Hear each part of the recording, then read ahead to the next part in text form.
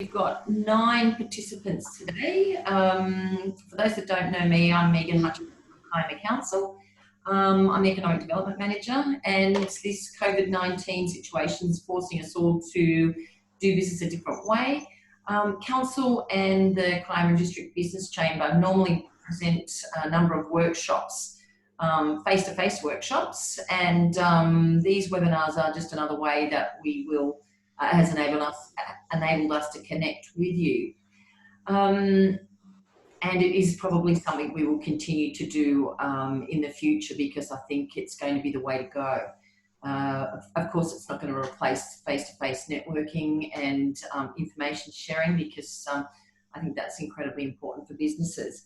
So this is the second webinar where we've been focusing on financial resilience.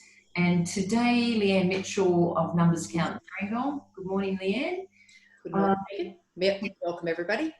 Yeah, will be giving us an overview of the occurrences over the last week and important things to know for financial resilience for businesses. And also, we're going to be focusing on innovation. And we've got Melissa Mattis with us. Hi, Megan. Of the Hill in Gerringong, and later on we're going to be interviewing Melissa and asking her a few questions about her business and how they've been able to adapt during this time. So Leanne, I'll hand over to you to give us a bit of an update. Thank you, Megan, and welcome everybody.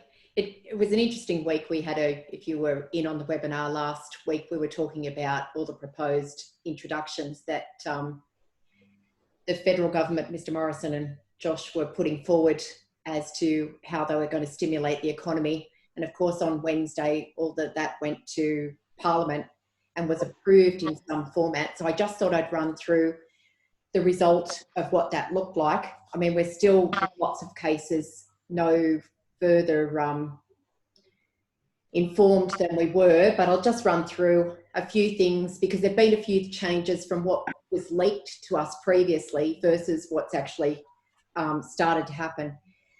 So in the passing of the legislation last week, what was really interesting was that Parliament passed it, giving Treasury the power to make any laws and any rules that it wanted.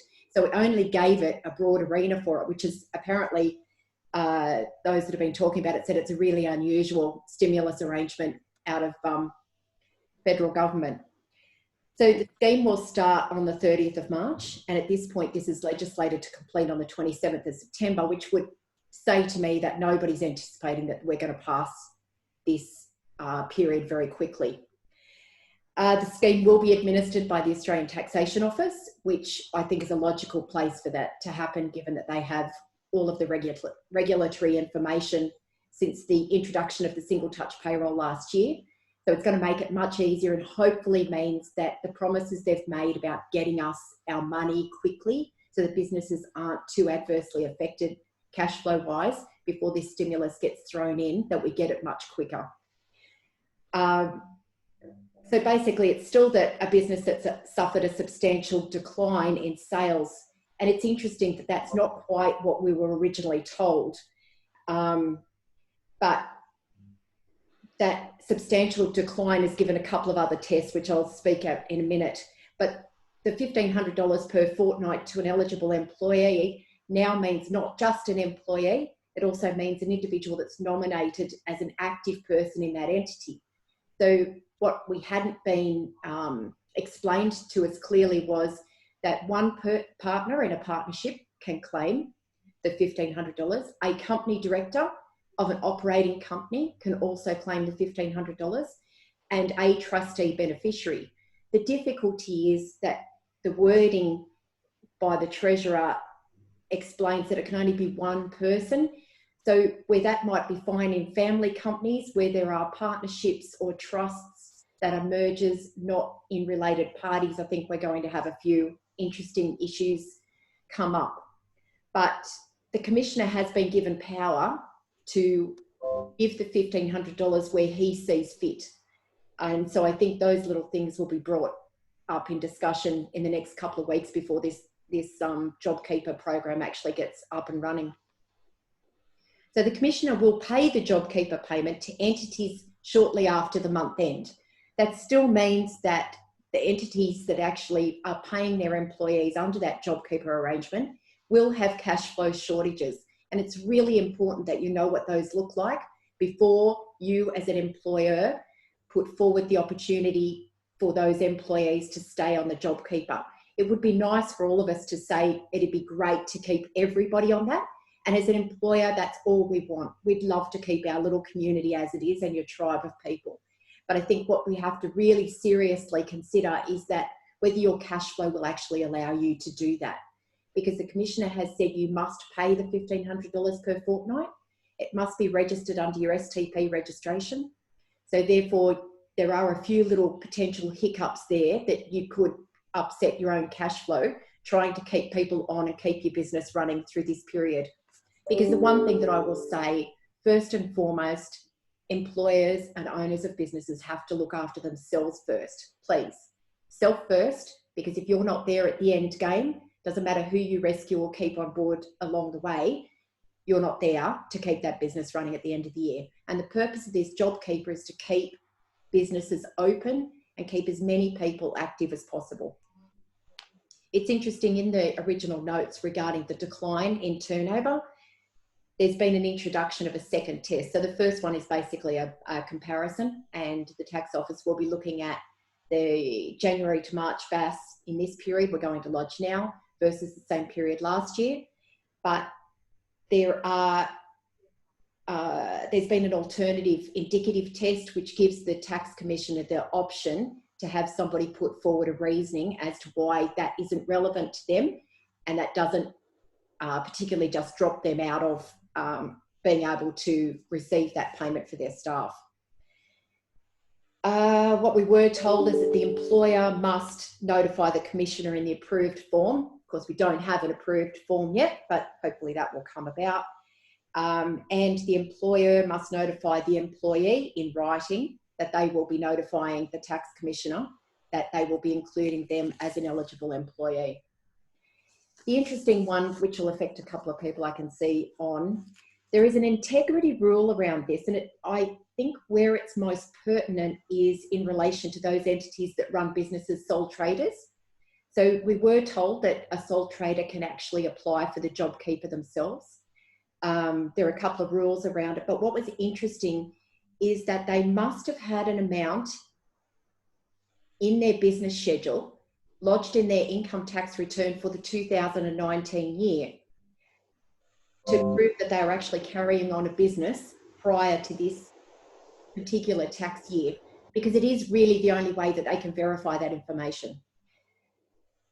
And that tax return had to have been lodged before the 12th of March. Now, I can tell you I've got a few clients who certainly are not going to fall within that, but they have had businesses in prior years. So I don't think that test was put forward to exclude people, but to try and stop people who are trying to claim the JobKeeper that don't legitimately have the right to claim it.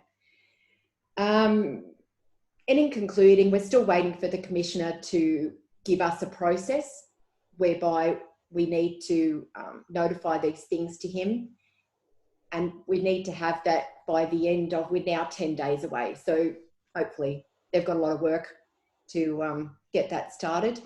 Now, there's a lot of technicalities around this, but I can say to every single client that has, or anybody listening who is an employer, please talk to your accountant or bookkeeper, because a lot of this moving forward claiming the JobKeeper relies on you forecasting month by month what you anticipate your income's going to be. And for a lot of smaller employers and small business people, they have never done that before. So just to get that right, because he is throwing harsh penalties at people who do that incorrectly. So please don't get in the habit of just throwing a figure there. But as I say, we haven't actually got the paperwork as to how to do that, but it's going to be a significant part of how this process is going to go moving forward. So I think it's really important to make sure that we all stay connected with whoever your tax advisor, accountant or bookkeeper is that you utilise. Make sure that you're all on the same page. So that, for me, is just a little bit of an update on where we're at with the stimulus packages. And I apologise, it's sort of gleaned over. I just tried to pick what was relevant for those people who had registered for this webinar. So the actual focus for this week's webinar was about innovation. What even I as an accountant have seen is watching clients. Some people have really struggled with their doors being shut. Some businesses have sat back and thought, well, this is a great opportunity. What can I do? What can I change so that I can continue to earn an income? Is there something that I have that I can sell in a different manner? Is there, for a lot of people, have a look at what skills they had that they thought they only applied to their existing business, and how they might change and adapt those skills to a different style of earning an income. And the interesting ones for me, I've got a very big hospitality catering client who turned their ability to buy good quality meat, fruit and vegetables into a different supply chain to actually supply that level of quality direct to some of the takeaway businesses, and process that food to support some of those people to really be able to get us some nice end of, even into IGA, to get those products across the line. But all of that aside, so I've asked Mel from the Hill to come and have a little conversation with us, included on our webinar today, so that she can speak to us about how the impact of her business being shut down and being able to reinvigorate and reinvent it to actually keep some of her employees on and keep a business ticking and keep enough overhead and cash flow to cover those overheads in the ensuing period. And I would say for any business that this is really tricky decision making, because we don't know how long this is going to go. And I think, as Mel will say to you, those businesses were given 36 hours notice, shut the doors, you're done. And I think for anybody that must have been a very tricky experience. So I'll ask you first question, Mel. Would you just like to share with us how that happened for you? What the process was whereby you were given very short notice to cease your staff and close your trading? Actually, it was a Sunday night and it was Monday midday. We had to shut the doors. So we had bookings in the Hill. We actually probably had about 15, 25 ladies booked in. So it was almost like on the Monday morning we had to say, well, what are we going to do? We need to bring these people. It was a prior arrangement. So it was like hour by hour, how we're going to cope with the bookings, how we're going to move forward. We also had a business that would open not only just the Hill, but Gather by the Hill at the back in Noble Street. So we shut it down totally and focused on just the street in the Hill, in the main street of Gerringong. So there had been a passing traffic there. We looked really hard at what we can and can't do. And then between Josh and Dean and myself, we would sit down and say, okay, how do we move forward? How do we make changes? How do we make use of what we already do? And just go laterally with that. You know, do we do delivery? Do we do more takeaway? It was just about breaking business down and to look at what we're good at and what would work. And some of it was trial and error. And it's still trial and error today. And one of our biggest things was that we employ 52 staff. Well, I had to put 45 off on the Monday, and it was very, very difficult because we have a range of people, single parents, we have people with 5 children that we have to be supported for, not only the 18 months since the Hill's been open, but we've been in a little kiosk for 4 years prior to that, waiting to go into the next door. So we've had people with us from the beginning of that as well. So we've virtually gone back to operating just the kiosk. And then we had heard about the farmers markets, fruit and veg around. So we contacted Trish, who organised the farmers markets, and asked her about local produce. With the bar next door sitting idle, we decided to move the produce market in there. So we again asked anyone with local produce, chilies, jams, anything to bring in there, and the support has been amazing.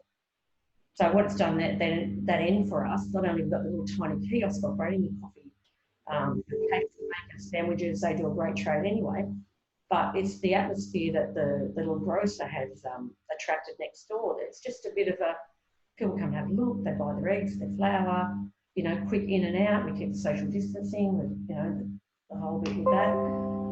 But it's working quite well. So we kept 5 or 6 on to start with. And with the JobKeeper, we would like to try and build again and have another 5 come on. Yeah, so when you, I listening to your story, it's the resilience, isn't it? And I think that to me is a very Australian way of looking at your business, is to look outside the square and see what do the people need from you? What can you still supply to them to engage them? I think what I've noticed personally in Gerringong is now that I'm restricted as to what I'm allowed, who I'm allowed to talk to, whose space I need to be in front of or near, and being wary of people when I'm just negotiating between businesses. It's must be very challenging for you in engaging and keeping all of those things, including your relationships with the customers that walk in your door. It is. In another side of that, like we keep it light. We ask them how they're going and then ask them, please leave the room politely. And it's a bit of a giggle, you know, and we might get a bit of a line up. Someone doesn't leave straight away. They're still getting the idea of one in, wait for your order outside. We bring it out to you. Someone else comes in, and people still getting in the habit of that. But we're still having fun. I think that's part of what we do up there is, you know, doesn't matter who it is. We try to have that little bit of interaction.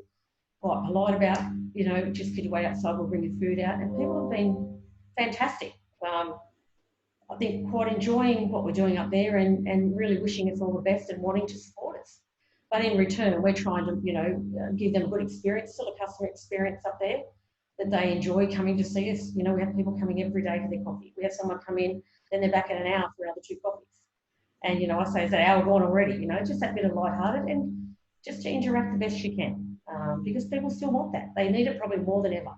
They're at home, they want their experience when they can't get their coffee or their sandwich or whatever they're going to get, on their takeaway meal or their home delivery or what they're going to get now, to still be an enjoyable one because it's difficult at home for them at the moment. Yeah. Yeah, so when in your business isn't all that old either. No, so the main bar, so we've lost our 2 bars from the Sunday night to the Monday. Our 2 bars were shut down. So they were only, well, one was probably 18 months old. The main hill Gather was 4 months old, 5 months old, probably about 4 months old. So they both basically got wiped out. And we've gone back to just what we were for the 4 years, just doing the coffee and we expanded that. We'd already organised a new pastry cabinet coming. We've done a flip over in the shop, so the coffee's gone to the other side. Expanded the pastry cabinet to be bigger so we can fit more in it. Kept our local produce like our Pines Gelato, tried to get that going best we can to support that. Yeah, and just giving people options. It's home baked goods. It's, you know, fresh every day, and we operate very early in the morning, 7 days a week. And we're just there. We just kept doing it. I've come into the business probably more than ever to go back hands-on behind the coffee machine to ensure that that customer experience is where we want it. We also have a great team, but not knowing where our future was, Josh and I just had to get back in there and get behind the coffee machine. And the comments have been interesting. Sharing any of those? After a little slight of remarks to Joshua about, oh, you're back behind the coffee machine. Oh, that'd be a bit tough. Anyway, he said, oh, you know, look, it is what it is, and we have to make the most of what it is. We are grateful.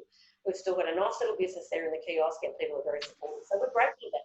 Yes, we've lost 2 bars, but there's people that are worse off. But what can we do to make it the best that we can?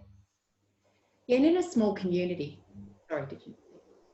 I was just going to ask you that question about, you mentioned about, you know, letting your customers know. What sort of communication, how did you, there's a question down here, and it was one that I wanted to ask as well, about how did you communicate with your customers to let them know what was on offer and what your hours were? So we do it 3 ways. Obviously, social media. We had to move up on that. We don't post it terrible on social media. We do a little bit. We moved up on that, so we wanted that done every day. We have chalkboards out the front and verbally. So we're constantly talking to customers what we're doing, when we're doing it, and we had to try to innovate. Like we don't do, obviously we don't do curries. There's a curry restaurant down the road, so we don't do Indian type curries. But on a Wednesday night, curry night. We used to do burger night at the Hill, which was just fantastic. Everyone would come out, Leanne, you know what that's like.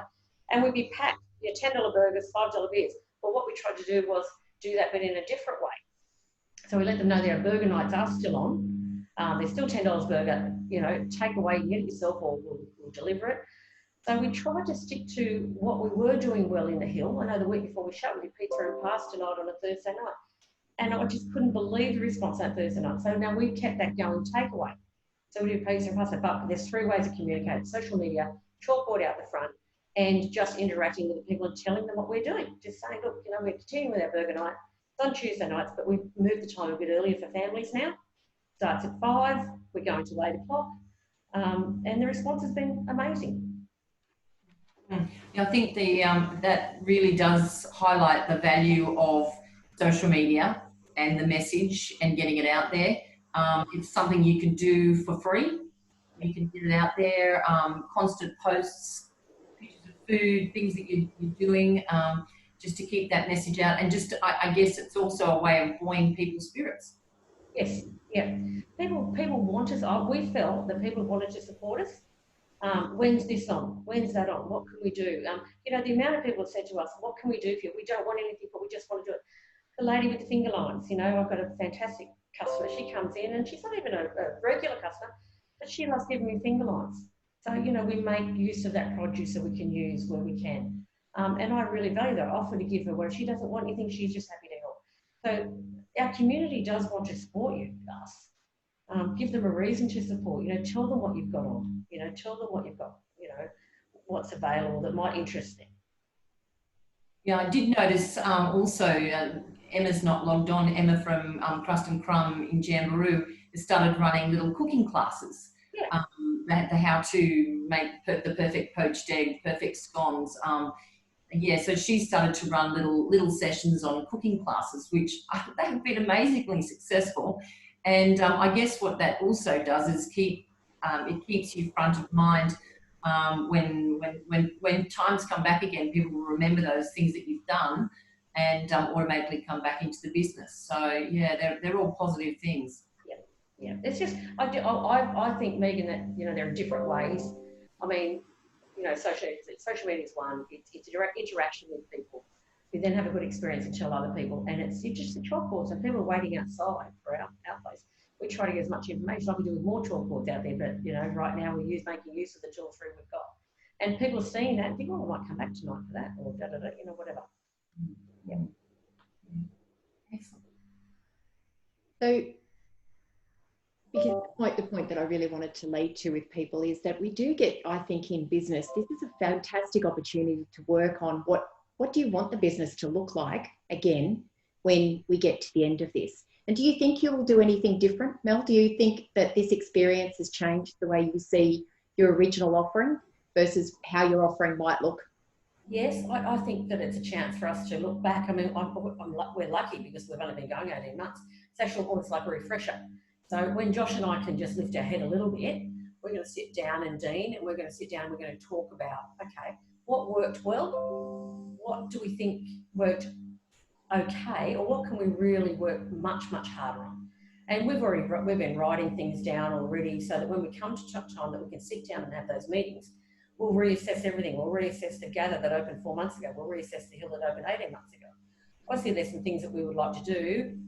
I feel like we're a bit on pause. We're just we want to come out of this ready to go again in our businesses, having reassessed how they were, what feedback was, and what can we do better next time. So the other thing have you changed the type of suppliers that you're using from at this point, or do you feel like the suppliers you've always worked with have supported you to get to this point? They supported us so well. So one of my main breed suppliers is Brasserie Breed in Sydney, and we've been with them for a long time. I've been there longer than the time I've been up here at the Hill. And we were only getting deliveries Tuesday, Thursday, Saturday. Well, they've contacted us, and seeing as we've been so supportive of them, and they see our trade okay when they've lost so much themselves, they turned around last week and said to me that they'll deliver every day. Just order what you want every day. We'll get it to you fresh, especially with the little grocery store open next door. You know, I had to do some orders prior to Easter through, so I'm a little bit short today, but from here on in, I will order sourdough every single day. And they're willing to change, their delivery to me to accommodate what we're doing and to try and, you know, also support their business because we've supported them. All our main suppliers, they have been really, really amazing. There isn't anyone who's let me down. There isn't anyone close to it. And just the other people have said, look, if I can do anything, I know we're not there all the time, but if I can do anything, the local butcher, you know, I'd get a bit of my meat from a wholesaler. Well, I'm getting more and more from my local butcher because I think he has been absolutely amazing. And I said to my chefs in the shop, I said, if we need anything, we go to the local butcher shop first. We ring him up, say, Grant, can I have this and this? I said, he's been amazing. And the meat has been beautiful. And I said, out of that, I feel like we're going to way support him more than we did a little bit before. Probably got 30% of our product from him, but I think we're going to get a whole lot more because he's been just incredible through this. Yeah, so with your shop front and the way that you've set out the little grocery store next door. So if anybody hasn't gone, please go and have a look and check out. They've done a wonderful, fantastic job. You wouldn't know that it always didn't look like a small grocery outlet. But with the regulatory bodies that you normally deal with, have you had to change the way that you deal with them, or are you pretty comfortable you can just move forward with what you're choosing to do? Well, the liquor licence was a big one. I mean, the minute we got shut down with liquor and game, you know, they changed the rules for because we're a hotel licence. The Gather is a restaurant licence. That was difficult, but I actually think that they've been pretty amazing. Was within a week they brought out a new rule for us, liquor and gaming, that we could trade takeaway. So part of that grocery shop, we've got our wines that we had in the cellar sitting there up, and we're selling them takeaway, and they've been doing, you know, we've been doing great with them. The reps for the kegs have been really good. Anything unopened, they'll give us credit for it. If they're not right, things like that. I mean, I've found our suppliers to be great. The said liquor and gaming, it's a government body, you know, they've been innovative. They've helped us adapt and change, and like instantly overnight. So I think the help's there. We've just got to, we've tried to use or adapt and go lateral with anything that has been of any help or use to us. It's interesting, isn't it, in a time where we are isolated and restricted to our own small, and you can see this on an Australia-wide, what we manufacture within Australia is all that we are actually able to get currently. But also in our small community of Gerringong, for those who can't actually leave Gerringong, it's interesting to see where businesses have actually been able to fulfill some of those holes. And I hope that everybody listening is thinking about what that offering can be to them for their local community and whatever trade or whatever business they're doing. Because I do think for myself, and something that Mel said, I think is more important that in times like this, we need to look after each other and look after our own community. So those businesses in Kiama and Gerringong, and even in our surrounding areas of Berry and Jamberoo, if we can look after ourselves, it's an interesting step from that wide berth that we always seem to think we can't get what we need from local, or that locals can't do it as well as those in extended periods. So it really is a great time to reach out and see if you can support other suppliers and businesses in your realm. And it's even with the webinars that Megan is putting together to actually find who those suppliers are. I've always said that Gerringong and Kiama have an amazing array of businesses that operate, especially home-based businesses, with an array of different support facilities and abilities. If only we always knew who they were. And at this arena, I know Home at Kiama, I think, has been very good at notifying everybody what businesses are open and what everybody's up to. So all of those people listening, if you're up and running and open for business, make sure you get yourself on those websites, on the Gerringong website, the community Facebook page, so that everybody knows that you're up and running as we move into these difficult times, and what you're actually capable, what your offering is, and how they can actually avail themselves of your services. I think that's it from me. We'll wrap up there. Thanks very much for that, Leanne, and thanks, Mel. That was excellent. Leanne, you made a really valid point too about knowing where to go to be listed and on which lists you can make sure people know that you're actually open and what you're supplying. Kiama at Home is a Facebook page run by Destination Kiama, so that's an excellent resource. Log on and have a look there. And there's a wealth of information on that resource hub for you as well. On that note, we are also having a webinar on Wednesday at 12 o'clock with regard to Instagram and how to, how to supercharge your Instagram. And Glenn Hayworth of Resolve Business Coaching will be actually presenting that webinar, and they've been really successful. We held one last Wednesday with 40 people that have logged on. I think this week we've got more than that to log on. So yeah, they're very, very successful. But for now, I'll sign off on behalf of the Chamber and Council. Thanks again. Leanne, thank you. And Mel, thank you so much for taking time out to talk to us. Thanks, Megan. Thank you. Ladies. Bye. Bye all.